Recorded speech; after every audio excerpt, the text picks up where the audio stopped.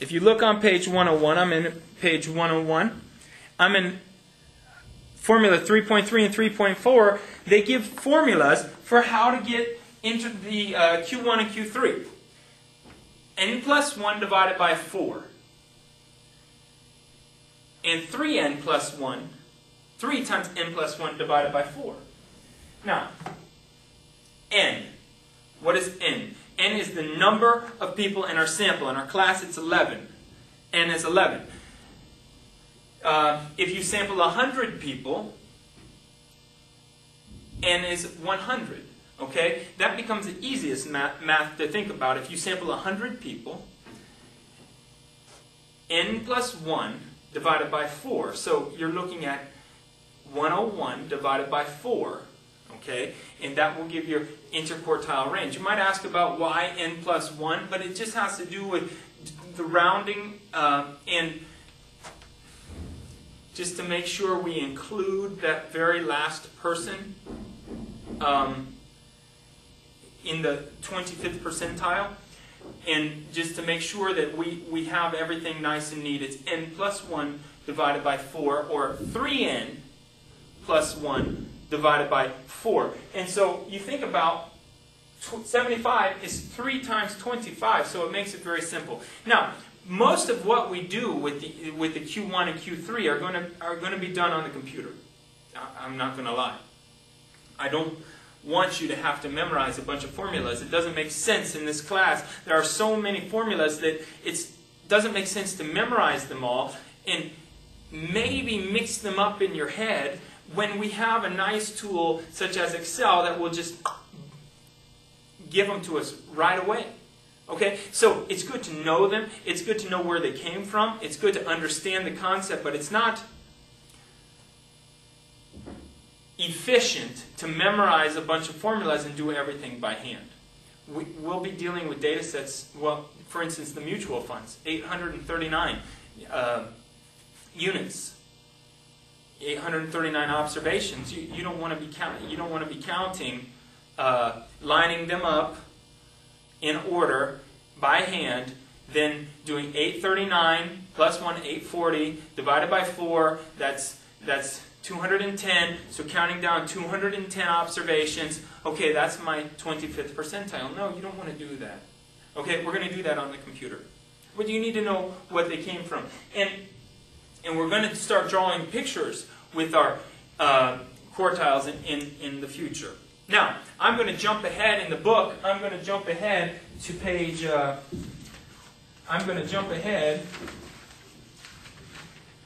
page 124, and this is a nice time to talk about the 5-number summary in the box plot.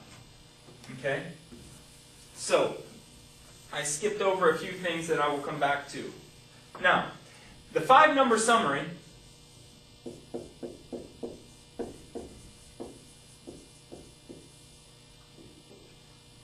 is comprised of 5 things, which are the minimum, Q1, the median, I bet you guessed it, Q3, and figure it out, the maximum. Yep. The minimum, Q1, medium, Q3, and the maximum. This is called your 5-number summary.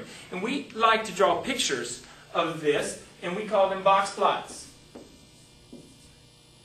Now, I will tell you that we used to call them the box and whisker plot. Okay, the box and whisker plot. And you're going to see why in just a second. Now, in the box plot, the minimum, then you draw a line to Q1, and again, you draw a line. Now, you draw your box, and your box goes to Q3. Okay, so you have a box. Remember, this box is that interquartile range. It represents 50% of your data. And you draw a line with the median right in the middle. And finally, you draw a line out to the maximum. Now I'm going to step back so you can see that picture. Now look at that picture. That picture is symmetric. If you notice that it's just about the same distance from the minimum to the maximum from Q1 to the median and from the median to Q3. Just about the same distance. It's symmetric. They don't always have to be symmetric. For instance, if all of you scored 100%, except one or two people didn't study and they got a 60 and a 65.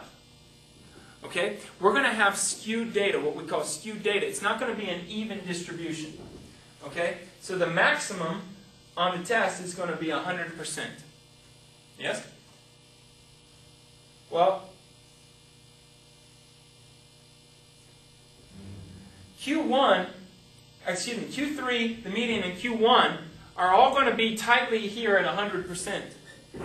And we're going to have a very skewed tail to the minimum, which is 60%, for that one or two people who didn't study. Now, underneath is also a box plot. It's read the same way, but you have a long skewed tail, and it's skewed to the left. You can also have a box plot that's skewed right. Well, let's not talk about you, but let's talk about my students in Lithuania. My first test I gave them wasn't so hot. And they didn't study appropriately. And almost everyone failed except my good student who scored 100%. And again, you can see the box plot on the right, the box plot on the top is skewed right. Okay? Now, we're going to talk about that just a little bit when we talk about shape of the distributions. Okay?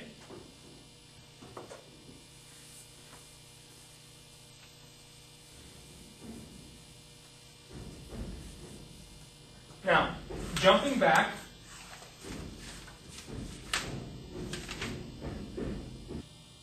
okay, so we talked a little bit about the measures of central tendency, the mean, the median, and the mode.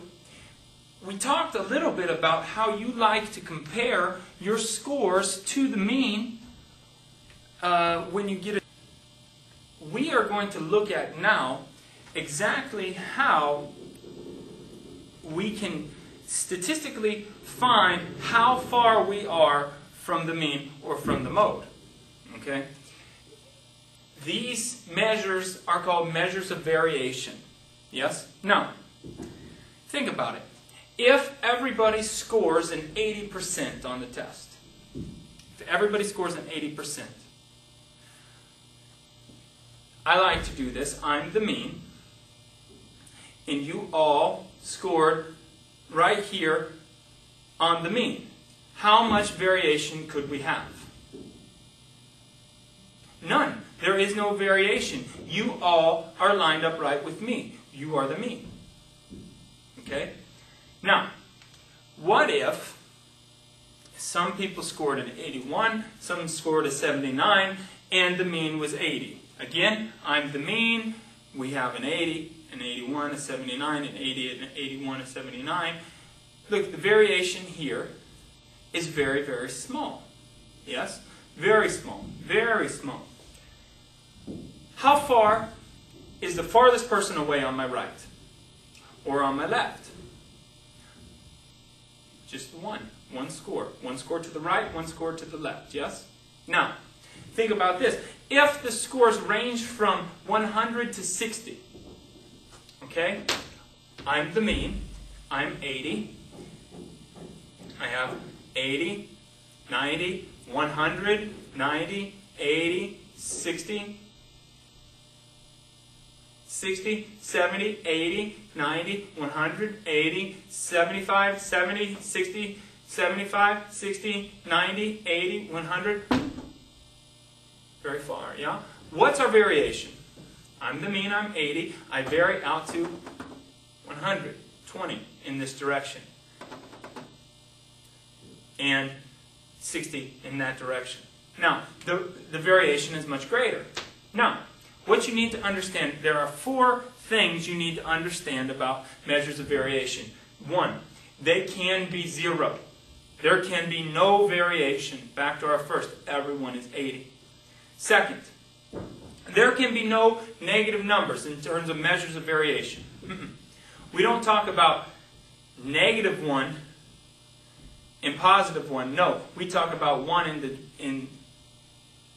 to the right, 1 to the left. Yep, 1 greater than the mean, 1 less than the mean. Okay? No negative numbers. Third, if there is very small variation, the numbers will be very small. Okay? If there's very large variation, the numbers